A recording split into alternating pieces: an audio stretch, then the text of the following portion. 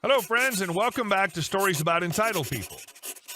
Let's start today's video with a story about the encounter in retail featuring the crazy cushion lady. It's been 15 minutes, and for the last time, the $25 cushion is not the same as the $8 one. Hi, Lurker here, who just got a job in retail. I love it, and most everybody's super nice. But already I have a handful of crazy people that make for fairly interesting stories. One of these stories is of the crazy cushion lady. I met CCL while I was shadowing the worker at self-checkout. Fairly easy, just help scan customers' items, check the screen to make sure nobody's trying to buy a $200 power tool with a barcode of a $14 wrench, which is a story for another time maybe. Sometimes an item would be off by $1 or $2, usually because there were new tags added and the new price hadn't been put in the system yet, and I'd have to check the tags or suspend the order while they were to take a photo of the tag. So when the lady with the cart piled high with cushions and throw pillows said that the cushions were more expensive than they were on the shelf, it wasn't unusual. What was unusual was how much she thought the price was off by. She rung up a cushion that came up as around $25 and then insisted that it was really only $8. The woman I was shadowing looked at me and just shook her head, and I went over to help the woman. I thought I could handle it. I'd helped a few people with similar issues, and it always turned out fine as long as I just apologized for the confusion, showed concern, and then helped them sort it out and/or offered an alternative. I was a fool. An absolute GD fool. For the first 5 minutes, it was just me scanning items and then voiding them as she checked the prices, insisting they were all wrong. Scan, check, return to the main computer, line item void, rinse, repeat. There are plenty of places in the store for checking prices, and the self-checkout is not one of them. Mainly because the word of self-checkout is self. So the line grew longer and longer, and there were only 4 machines, and this woman was taking up one of them. The woman I was shadowing kept an eye on this, but had to monitor everything else too, so I was on my own, fighting a losing battle against stupidity. Finally, I just asked her where she saw these prices. Did she give me a clear answer? Of course not. She just points to the general section of cushions right next to the self-checkout. All right, ma'am, but which shelf did you get it from? What followed was a minute-long description of the general area she found the cushions, and at the end of it, I still had no idea what she was describing. Still, I headed over to the cushion shelves, looking at everything on the shelves. I took pictures of all the tags and came back showing her the tags and comparing them to the product names on the tags. There are a lot of similar products with vastly different prices. They're easy to mix up. I'm sorry for the confusion. I phrased it the best I could to give her an easy out. I basically did my best to open a large metaphorical door labeled exit. And what did she do with this verbal get-out-of-jail-free card? She took it, accepted the apology, and went to reconsider her purchases.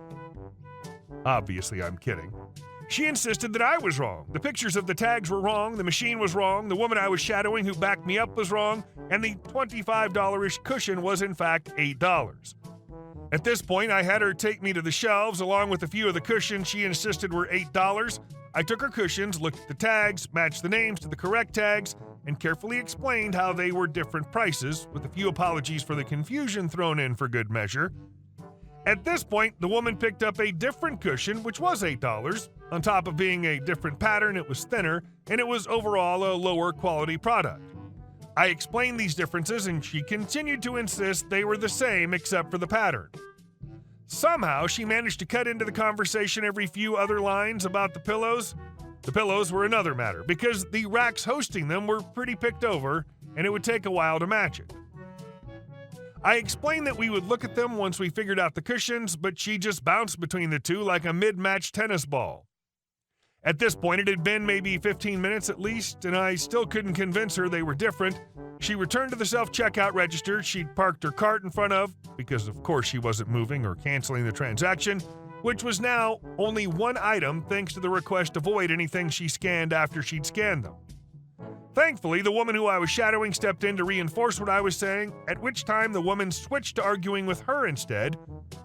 After maybe a minute or two of this, the store associate was finally called, her transaction was canceled, and she moved her cart to the side, where she promptly began to argue with him instead. They were there for at least another 5 minutes before I went to help someone more reasonable, and when I looked back a while later, they were both gone. From what I've heard, she just sort of gave up and didn't buy anything. Oh well. She understood the difference between an $8 cushion and a $25 cushion perfectly. I'd love to see a policy change for this kind of situation. At some point, it becomes clear that this is no longer a misunderstanding, but an attempt to defraud. Sounds like a job for loss prevention. And our second story. If you were a real friend, recent falling out that happened between two friends of mine. We've all been friends for over 15 plus years, back to when we were teens. My one friend, Pat, is self-employed. His main business is buying dead cars and scrapping them for the metal salvage value, aluminum rims, and catalytic converters. He uses his pickup truck with a float trailer to do this, and is his sole source of income. He's very mechanically inclined. My other friend, CB, has had a rough couple years, but is himself to blame. He got himself into criminal trouble after he was caught distributing images of women he chatted with online without their consent. He pled guilty, was sentenced to house arrest for a year. Before this, he was always easygoing and fairly reasonable. Ever since, he's changed personality-wise and is more serious and demanding. CB's been really tight with his money before his conviction, and even more so now. The kicker is that CB's an impulse buyer. Money spent as quick as it's made, and usually on frivolous things. BB and airsoft guns, switchblades, Wolverine claws. He bought a 20-year-old motorcycle, and lo and behold, died on him. He tried fixing it himself. He's not a mechanic, with a strap off a tree branch in his backyard.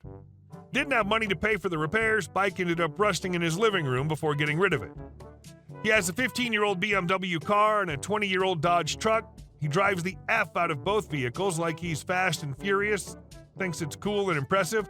Both vehicles, being old, poorly maintained, and driven stupidly, constantly have issues, which is where Pat comes in. CB is always needing Pat's help and guilting him, saying, if you were a real friend, you'd help. CB's vehicles have broken down at least 3 times last year, and when Pat's in the middle of a busy day of scrapping cars, expects him to drop everything, pick up CB's vehicle, tow it back to CB's place, and repair it / get it working again. Of course, all this free and no cost to CB, since real friends don't do it for the money. Pat has told CB he can't do it right away, but once he's done with scheduled pickups, can get his. CB gets PO'd with Pat, doesn't respond or want to hang out with Pat. This happens every couple of months until CB needs something. Pat asks to hang out, and he'll be lucky to get one-word replies. Busy, working, kids. What caused the rupture was when CB was asking Pat to look out for Dodges so he can get parts off them. Pat was fine with this and was looking for them during his buys. During this time, CB canceled insurance on his BMW since he didn't want to pay the insurance and wanted to save the money, so he was relying on his truck to get him through the winter. Sure enough, CB's truck gets messed up and he needs to repair the rear axle. Pat actually gets the same year / model Dodge and tells CB that he's got it for him. He'll gladly drop off the Dodge at CB's, won't charge him for the tow, 30 minutes out of town, and only wants the cost he paid for the truck. Not good enough for CB. He wants Pat to get the truck, at no cost, bring it to Pat's home. Pat doesn't have a garage, wants this done on his driveway. Remove the rear axle, have CB come over to Pat's and put the axle on CB's truck. Pat refuses, as he's got a full day of vehicles to get, offers to either drop the truck off at his place or a shop. CB tells him to forget it. Either he does everything or nothing, and stops messaging him. This was in late November, and CB had some money that he was using for Christmas that he now had to dip into for the repairs, or start taking the Heel and Toe Express. We were all supposed to get together with our girlfriends at Pat's for a New Year's Eve party. We both messaged CB. He replied to Pat, "You didn't get the memo? I'm cutting people from my life this new year, and you're one of them. Have a good life." It sucks things won't be the same between all of us. Really shows how CB uses people and how much he's changed for the worse. So why do you care?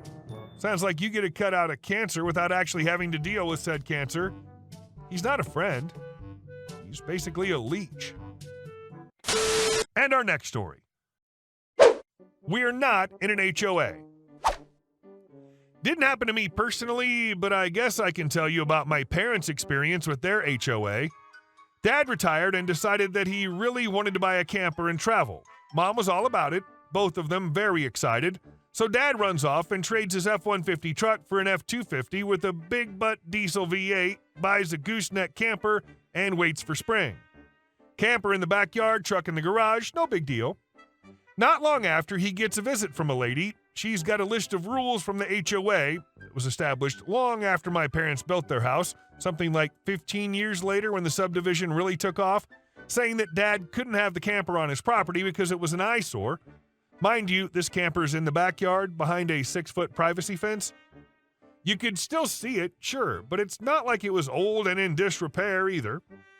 So here's my retired parents living in a subdivision that has an HOA that was established long after they built their home, and the HOA is expecting them to abide by rules they didn't agree to. He never moved the camper. Of all the immovable objects in the world, there's nothing more steadfast than retired dad doing something out of principle. And our last story. Lady tries to get me arrested. So this happened around 5 years ago.